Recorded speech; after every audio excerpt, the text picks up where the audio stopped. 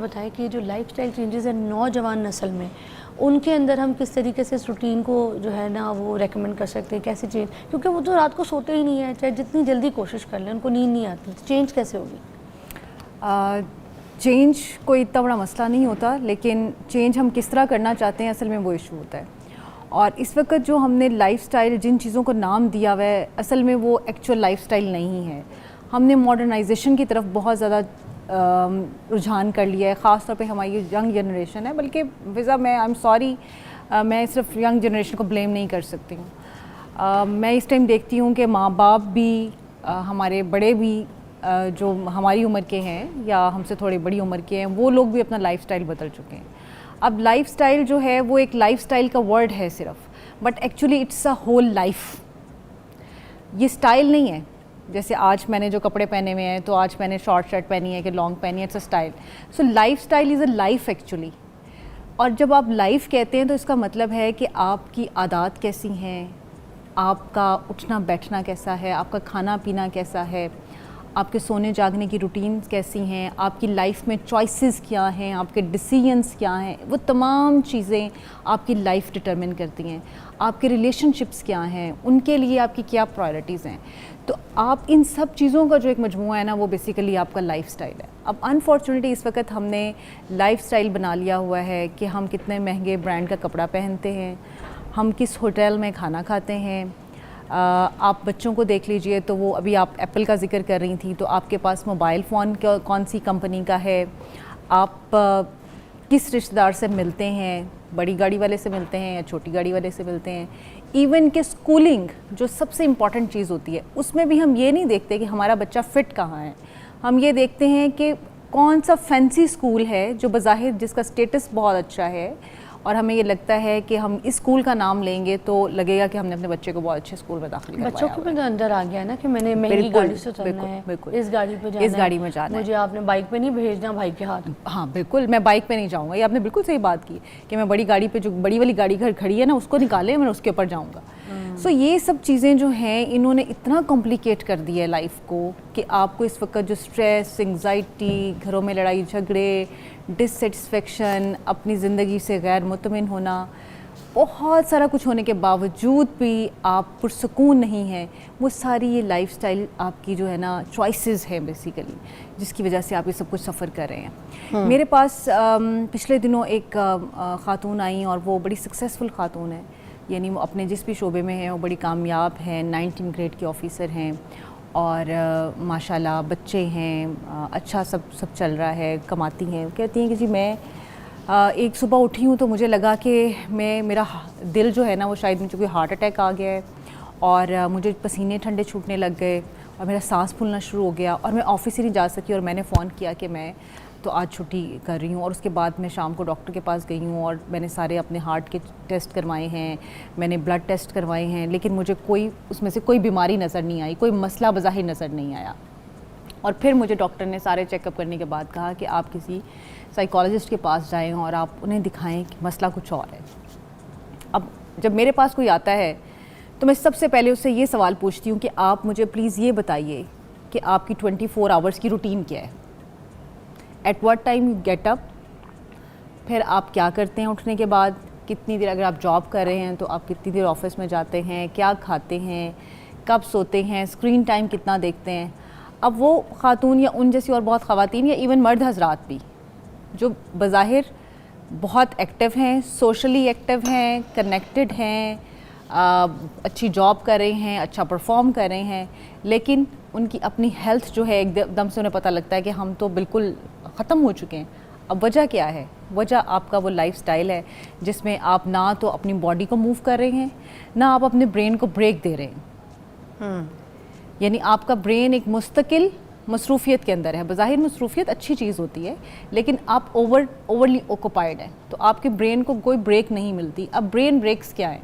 Brain breaks basically आप ये समझ लीजिए कि एक छोटी सी एग्जांपल देती हूँ। हम घरों में लूडो खेलते थे, या अभी भी अगर आप लूडो खेलें, इंडोर एक्टिविटीज़ जो हैं, तो आपने कभी नोटिस किया कि जब आप वो खेल रहे होते हैं तो आपका ध्यान किस चीज़ पे होता है? कभी आप सोचते हैं उस दौरान में आपको ख्याल नहीं आता कि आपकी खाला ने क्या कहा था, ऑफिस पे क्या मसला हो गया था, किसी से लड़ाई है क्या है, आपका ध्यान सबका सब उस गेम के अंदर इन्वॉल्व होता है कि अभी बस अगर मेरा छक्का कब आएगा, हाँ मेरा छक्का कब आएगा, कोई गोटी गोटी मेरी मारी गई, छक्के का फायदा नहीं रहता, यानी आप उसी सारी एक्टिविटी में इन्वॉल्व होते हैं। वो ब्रेन ब्रेक है एक्चुअली। इसी तरह से जब आप एक्सरसाइज करते हैं, वॉक करते हैं या आप रनिंग करते हैं तो उसमें भी फ़र्क है, ठीक है। अब जब वॉक करें तो वॉक आपको पीस देगा, सुकून देगा, लेकिन अगर आप एक्चुअल ब्रेन ब्रेक चाहते हैं जिसमें आपके जहन में कोई सोच ना आए तो फिर आपको रनिंग करनी है, फिर आपको कार्डियो करनी है। क्योंकि जब आप वॉक कर रहे होते हैं तो आप पीसफुली बहुत सारी चीज़ों को सोच रहे होते हैं और वो आपकी क्रिएटिव स्किल्स को एनहांस करने के लिए बहुत अच्छी है। क्या बात। लेकिन अगर आपने ब्रेन ब्रेक लेनी है then you have to run, you have to jump, क्योंकि उस टाइम पे आपके दिमाग में क्या होता है, हाय मैं किसी तरह अपना सांस बहाल कर लूँ, मैं कहीं गिर तो नहीं जाऊँगा, मेरा सांस वापस आ जाएगा कि नहीं आ जाएगा। उस वक्त आपके दिमाग में कोई XYZ सोच नहीं आ रही होती। तो actually that's the brain. Kashif साहब से भी मैं पूछना चाहूँगी, देखिए जब हम बचपन में सांप सीढ़ी खेलते थे, हम बचपन से इस बात पे होशियार रहते थे, टेंशन रहते थे, वे रहते थे, ओए होए हम सांप के मुंह में ना आ जाए, टेंशन होती थी ना। और कभी 99 पे जाके अगर हम सांप के मुंह में आते हैं और उसके बाद वो हमें जाके सीधा 4 नंबर पे लाके गिराता है, कुछ तो ना ट्रॉमा होता है कि यार ये लोग तो आगे निकल गए। अब अच्छा, दूसरे के लिए हम दुआ भी करना शुरू कर देते हैं कि हम ये नीचे गिरें जाके, इसके ये भी सांप के मुंह में है। ये फितरत चल रही है बचपन से ही, चाहे गेम हो चाहे कुछ भी हो। अब भी ये दौर आ गया। अब ऐसे ऐसी गैदरिंग्स में दोस्त आपको मिलते हैं जो आपको डस रहे होते हैं, आपको पता भी होता है आपको डस रहे हैं और आपके ना मतलब नाकामी की, आपके खड्डे में गिरने की दुआएं भी कर रहे हैं, मगर फिर भी आप उनके बीच में बैठते हैं। वो आपके घर के राज, आपकी टो निकाल के तो आपको बदनाम भी कर रहे होते हैं ज़माने में, ठीक है, मगर उसके बावजूद हम उनके बीच में बैठते हैं, एंजॉय कर रहे होते हैं, उनमें बैठ के शुगल कर रहे होते हैं। ऐसे ही तो अब ऐसी गैदरिंग हमने क्यों चूज़ कर ली? अब हमारी ना बड़ी कमर्शियल किस्म की गैदरिंग हो गई है।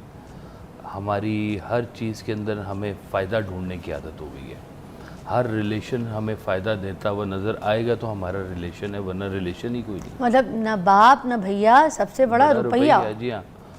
तो बल्कि मैं तो एक साहब से देखा, उन्होंने कहा ये कैसा मेरा रिश्तेदार है, इससे मुझे कभी फ़ायदा ही नहीं हुआ, मतलब पैसों के हिसाब से। तो ये अब जब लोग इस तरह से देखेंगे तो ये तो बिल्कुल और बात हो जाएगी। हाँ। जबकि फैमिली जो है ये एक और तरह की मॉरल सपोर्ट होती है आपके साथ, और जो बड़े बैठ के आपस में फ़ैसले किया करते थे या बड़ों के पास बच्चों का बैठना, वो एक बड़ी लर्निंग हुआ करती थी।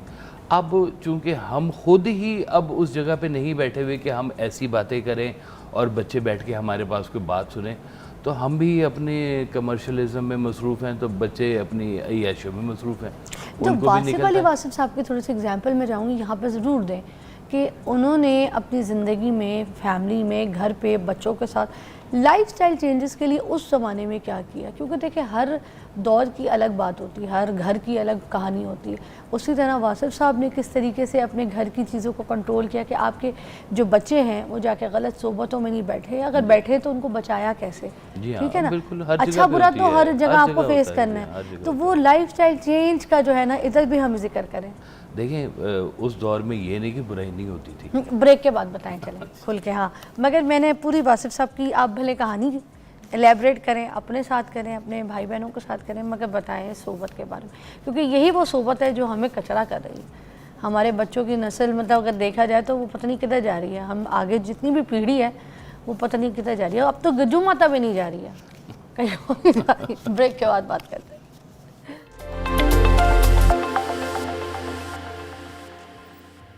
अच्छा जी, हम बात करेंगे वासिफ अली वासिफ साहब जो थे उनकी तर्ज ज़िंदगी, ज़रा अगर आप हमारे साथ शेयर करें तो हमें पता चलेगा कि कैसे लाइफस्टाइल चेंजेस जो है हम अपनी ज़िंदगी में अब नौजवान नस्ल जो है वो कर सकती है। देखिए एक तो उन्होंने ना बहुत अच्छा जो काम किया है कि हालांकि मसरूफ़ियत बेबहा मसरूफ़ियत थी सरकार वैद साहब की, सुबह से लेकर सुबह फजर से लेकर रात कितने बजे रात उन्हें नहीं पता होता था, लेकिन एक चीज़ उनको ना बड़ी कांस्टेंट थी उनकी कि वो अपने बच्चों के साथ बहुत ज़्यादा इंटैक्ट थे। मैंने कहीं भी जाना है तो मैं दोस्त के घर जा रहा हूँ तो मुझे कहेंगे कब जा रहे हो, मैं अब जा रहा हूँ, कितने बजे आओगे। अगर मैं उस वक्त से 10 मिनट लेट हुआ हूँ ना तो वाले सब गेट पे खड़े होते। अच्छा, सख्त थे? सख्त नहीं थे, लेकिन कहते थे नज़्म ज़ब्त से बस चलते जाओ। बता के जा रहे हो, कहाँ जा रहे हो? मैं फलां दोस्त के घर हूँ, नंबर उनके पास है, मैं क्या करने, मैं खेलने जा रहा हूँ जी। खेलने जाओ, ठीक है, 2 घंटे बाद, 2 घंटे बाद, अब 2 से ढाई घंटे होने देने उन्होंने। तो वो गेट पे आके खड़े हुए थे, फिर मुझे एहसास होता था कि अच्छा अब वो गेट पे खड़े होंगे तो मुझे पहुंचना चाहिए। और वाकई वो गेट पे खड़े मेरा इंतज़ार कर रहे होते थे कि मैं लेट क्यों आया हूँ। मोबाइल का दौर नहीं था जी वो वाला। तवज्जो, अपने घर की तवज्जो बहुत ज़रूरी है। आप आँख ओझल नहीं कर सकते अपने घर वालों से कि वो ये देखें, अब बाहर की दुनिया में चले जाएं तो वही कपड़े पहनेंगे जैसे वो पहनते हैं। आप अगर अपने कपड़े वहाँ जाके पहनेंगे तो वो कहेंगे ये क्या नमूना सा फिर रहे हैं यहाँ पर। वो कहते हैं in Rome as Romans do in Rome as Romans do, जैसा कर रहे हैं वैसा आप भी करें।